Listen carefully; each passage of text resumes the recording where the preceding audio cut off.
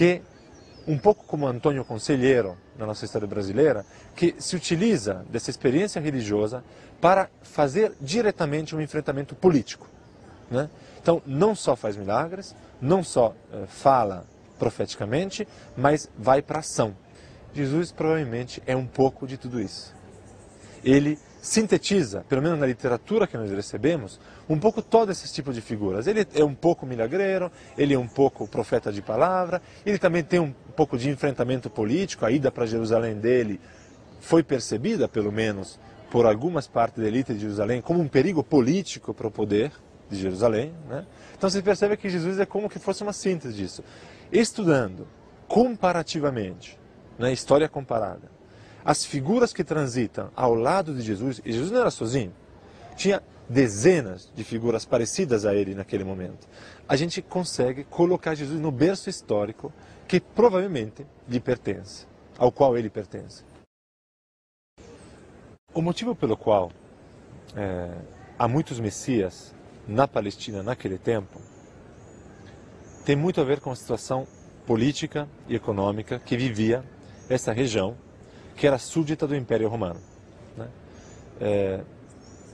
Um dos lugares onde isso fica mais evidente, e é um dos lugares que historicamente são estudados para definir, por exemplo, a situação política e econômica de uma região, é olhar para a taxa, para a taxação, o sistema da taxação. Se a gente olha o sistema de taxação do primeiro século, nós temos o absurdo de ter uma tripla taxação sobre o trabalhador do campo, sobre o camponês, né? Nós temos a taxação, primeiro, do Império Romano. O Império Romano, ele cria um sistema de controle do território, um território muito grande, fazendo como? Colocando um rei, normalmente um rei chamado rei cliente, isso é, um rei que ao mesmo tempo é súdito do império, mas é rei da região. Por que os romanos faziam isso? Por um motivo muito simples. É muito melhor que alguém da região, alguém que fala a língua, que conhece a cultura, domine o povo. Então os romanos colocam o rei Herodes, por exemplo, né? E, ao mesmo tempo, temos um sistema religioso, que é o Templo de Jerusalém, que é também um sistema que, para se manter, cobra uma taxação. Então nós temos a taxação do rei Herodes, a taxação do templo e a taxação direta dos romanos, basicamente uma taxação militar, que é para manter as suas legiões na região. O que acontece? O camponês tem um triplo sistema de taxação, isto é, esse é um sinal muito claro de um forte empobrecimento da região, né? No primeiro século, com esse triplo poder controlando a economia e controlando mesmo a vida das pessoas, a situação se torna explosiva. E é exatamente nessa situação explosiva que surgem esses muitos messias, e todos eles, de alguma forma, tanto o Messias, por exemplo, milagreiro, que vai cuidar da doença. Há muito doente e muito endemoniado. Há muita gente passando mal naquele tempo. Claro, esse é um sinal da situação, né? Está faltando comida. Claro, está faltando comida. Estão pagando imposto para todo mundo. Está faltando paz. Tem muita violência. Tem muito bandidismo, por exemplo. Tem muita gente andando por aí roubando e fazendo. Precisamos reconstruir um tecido social novo. Então, todos eles, a partir das experiências deles, de alguma forma, esses messias estão respondendo, são frutos e são uma proposta de solução para uma situação social, política e econômica extremamente explosiva. O primeiro século na Palestina, sob o Império Romano, é um século terrível de se viver. E é nesse século que aparecem todo esse grande número de messias e de gente que está querendo propor soluções a essa situação. Com certeza, a paixão e morte dele foi muito importante, né?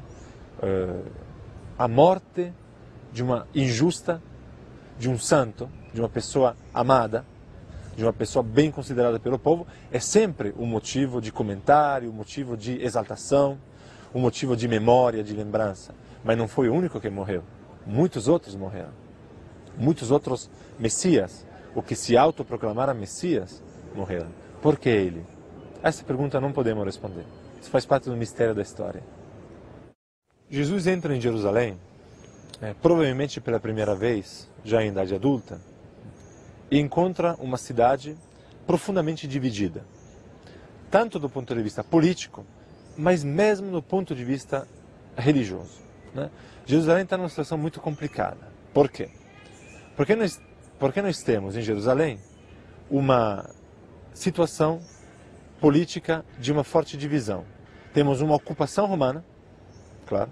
Essa ocupação romana, ela, de alguma forma, governa toda a cidade, diretamente. Temos o Pilatos, Pôncio Pilatos, governador. Por outro lado, temos uma situação religiosa muito também complicada, porque temos o Templo de Jerusalém, com a elite sacerdotal do Templo de Jerusalém, os saduceus, que pretende controlar todo o território. Mas, na verdade, e portanto controlar, de alguma forma, todo o povo judeu. Mas não consegue. Como vimos, aquele grande número de messias, aquele grande número de opositores que, na verdade, politicamente e religiosamente se opõem ao templo, se opõem a esta aliança, uma aliança, obviamente, muito tensa, mas uma aliança estrategicamente importante dos romanos com a elite judaica para manter o controle. Então a situação está explosiva, de novo. Em Jerusalém, a situação não está calma. Nós temos um sinal disso nessas tradições de que os romanos e o povo judeu não, a elite do judaísmo, a elite do templo, tinha medo do povo. Tinha medo do que o povo diria se condenasse Jesus. Ou tinha medo do que o povo diria se libertasse o Barrabás, por exemplo. Quer dizer, a situação é tensa porque você percebe que as elites estão em perigo, estão sentindo que estão perdendo o controle da situação. Né? Tanto do ponto de vista romano, esse medo de uma revolta judaica, tanto do ponto de vista da elite judaica do templo, dos sacerdotes, dos saduceus que estão percebendo que o povo não está na mão deles. Que há muita gente insatisfeita, que está querendo propor, que está seguindo esses santões, que andam por aí e propõem revoluções, propõem acabar com o templo, por exemplo. Jesus propõe acabar com o templo. O templo de Jerusalém nunca foi, na história de Israel, um consenso. Né? Nem todo o povo de Israel ele queria que se construísse um templo. Há vários profetas no Antigo Testamento, propriamente, que dizem, não, a gente não quer o templo. Por quê não se quer o templo? Porque o templo, que é uma coisa maravilhosa, um ponto de referência espiritual, né? É o lugar onde as pessoas fazem as romarias, etc., é também, porém, um lugar centralizador da experiência religiosa. Né? Quer dizer, se você tem um templo, tudo passa por ele. Segundo motivo, o templo se torna um centro econômico no mundo antigo muito importante. O templo cobra imposto da população. Então, há um certo tipo de história de Israel, de gente da história de Israel, que nunca quis o templo. O interessante é que Jesus é exatamente a continuidade dessa história. Sobre quem matou Jesus, é uma pergunta que foi respondida de várias maneiras ao longo de muito tempo. Em toda a história, na verdade, do cristianismo, se tentou responder essa pergunta.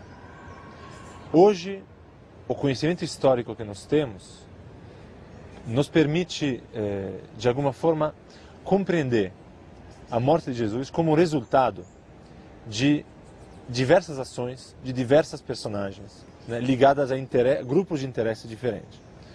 Por um lado, fica evidente, pela forma com que Jesus foi morto, que até prova contrária foi a crucificação, esta forma de morte, de pena máxima, é uma pena romana.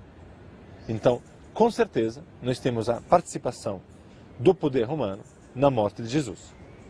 Por outro lado, a figura de Jesus, deste Messias fundamentalmente religioso, que incomodava tanto a elite do templo de Jerusalém, de alguma forma, olhando para a mensagem dele, a mensagem de Jesus não é uma mensagem que cria um problema direto para o Império Romano. Ele não é um bandido, ele não é um revolucionário político, ele é fundamentalmente um homem religioso. E um homem religioso que, de alguma forma, incomoda o ambiente religioso. E aí, o ambiente religioso é o judaísmo do templo, ou a elite judaica do templo de Jerusalém. Então, o que é este Jesus, homem judeu da Galileia, religioso, Por que ele seria morto pelo Império Romano? O Império Romano não teria motivo para matar Jesus. Era um dos muitos que pregavam coisas que os romanos provavelmente não entendiam, até porque ele falava aramaico, né? Mas que incomodaram muito, com certeza, o templo, pelos motivos que nós já vimos com relação ao Filho de Deus, etc. Portanto, me parece que podemos dizer tranquilamente que o motivo pelo qual Jesus foi morto é que ele estava